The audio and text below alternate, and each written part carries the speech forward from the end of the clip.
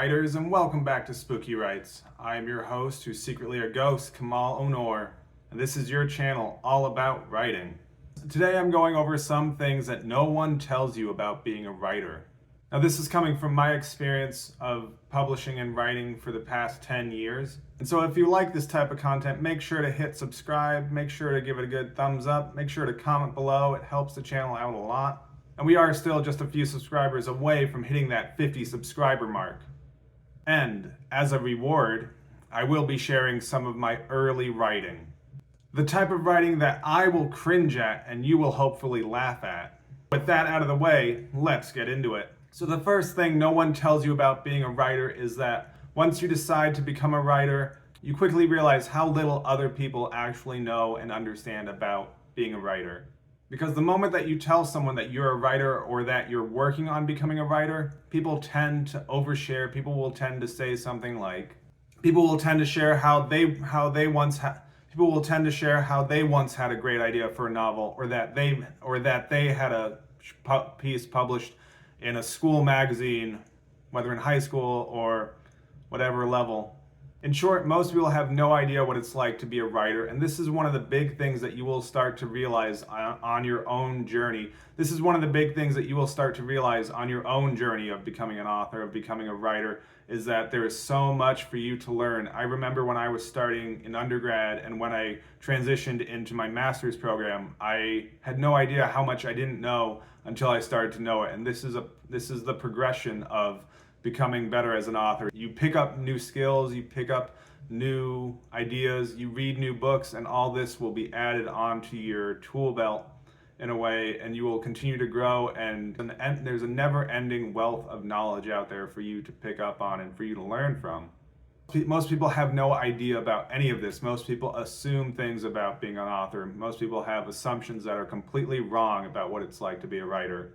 But no one tells you about this until you start to study writing, until you claim that you are working on becoming an author. Because most people have no idea how much time it takes to dedicate oneself to writing, how much education, how much time alone, how much perseverance it takes to get to a point where you are capable of writing publishable pieces.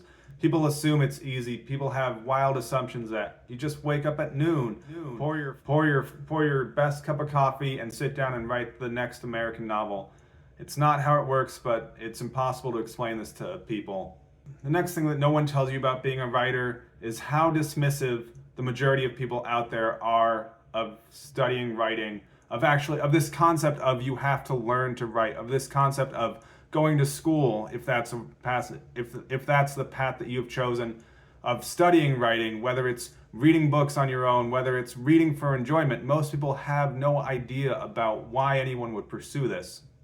Now, I'm not saying that everyone is going to be dismissive of you trying to become an author, of you trying to learn the craft of writing, but I have personally had people look me dead in the eye and tell me, is that necessary? I've explained to people, I have my master's degree in creative writing, and they'll look me dead in the eye and say, is that necessary? And so this was something that no one prepared me for. No one told me that the majority of people out there are going to be dismissive of pursuing a career in writing, of pursuing a career as an author. And it's incredibly disheartening. Now this next one is typically tied in with the first point, that people just have no idea. People often have a romantic vision of what it's like to be an author, and it's impossible to explain to people what it's like to be an author on a day-to-day basis, how much rejection there is involved with the craft, how it's not just all royalty checks and best-selling novels, how it takes time, it's practice, and you have to learn the skill of writing. It's incredibly frustrating, the amount of people that you have to constantly explain to that writing is a skill that you have to learn. It's not something you're just born with. Stephen King wasn't born just producing mass novels right out of the womb.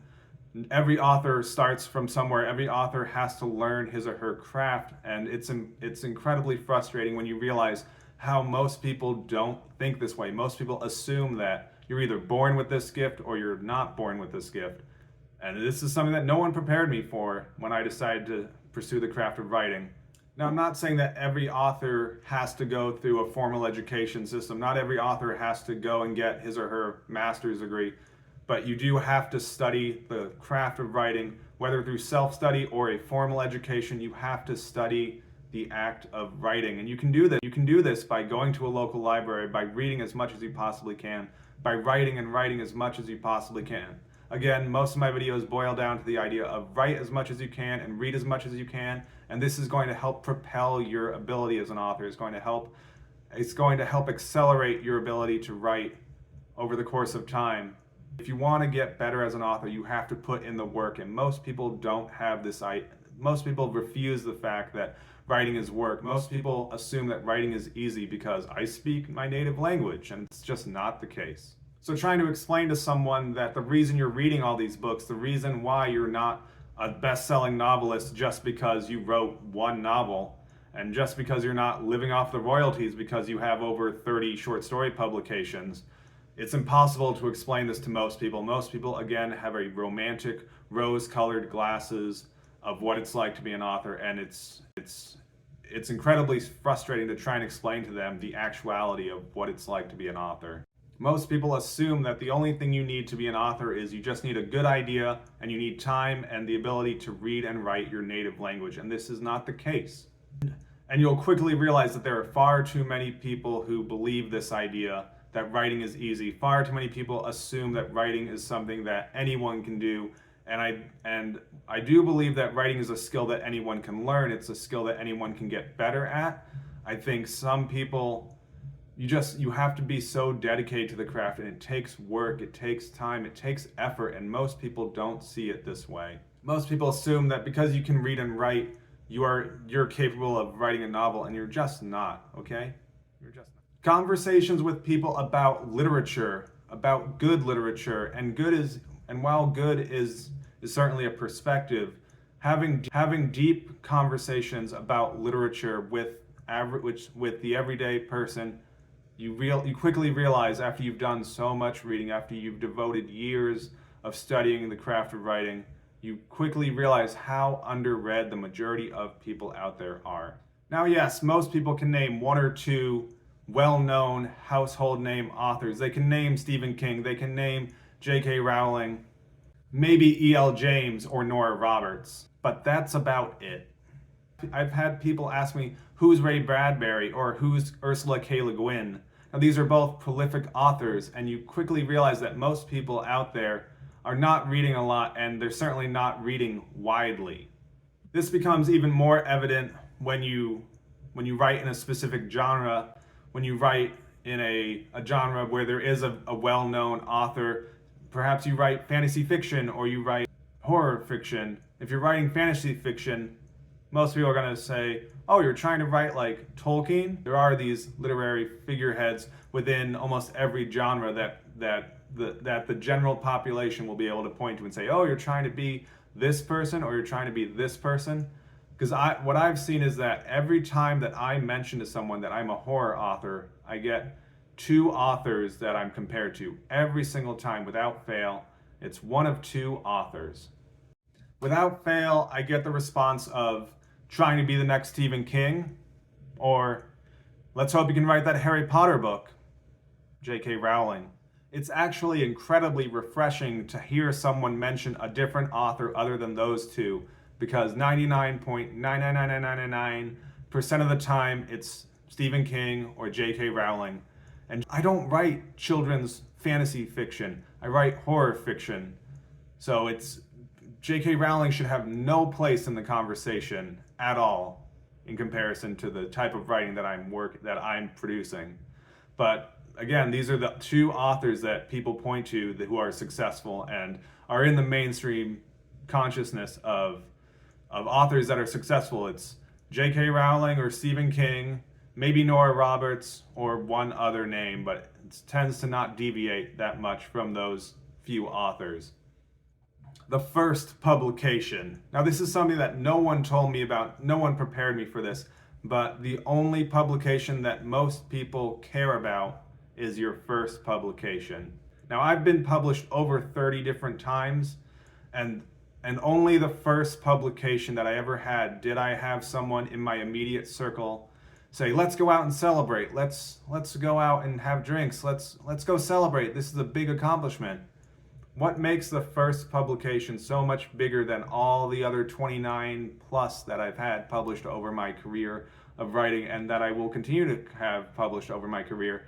Most people at this point go, oh, you have another publication? That's cool. Thumbs up. And so most of the time I go out and I'll celebrate alone. I'll celebrate myself, because what you realize once you start to publish and you're writing for several years, you realize that most people are not thinking about your writing. Most people are not up to date with your writing. Now, I'm sure this would be different if I had, say, over 30 novels published, but I still celebrate my own short story publications. I just happen to go out and get myself a cup of coffee. I might go out and just go for a walk. I might get a drink or do something fun to celebrate my accomplishment, because short stories are still an accomplishment in their own right. And I believe they are something that should be celebrated. I wasn't prepared. No one told me that I was going to have to celebrate most of my publications alone by myself. And the number one thing that no one tells you about being a writer is how much time you end up spending alone. It might seem selfish to some people, but in order to write, the majority of us have to be alone in a room by ourselves, just like I am right now, sitting in a room by myself, typing away, creating a story. Unless you're writing for a TV show or you're writing with a team of writers, writing is an incredibly solitary act. So let me know in the comments down below, have you ever experienced any of these? Have you ever been compared to the same few authors? And with that, keep it spooky. And of course, here's your writing prompt for sticking all the way through the video. I walked through the library, touching the books, each blank. So set your timer and start writing. Thank you so much.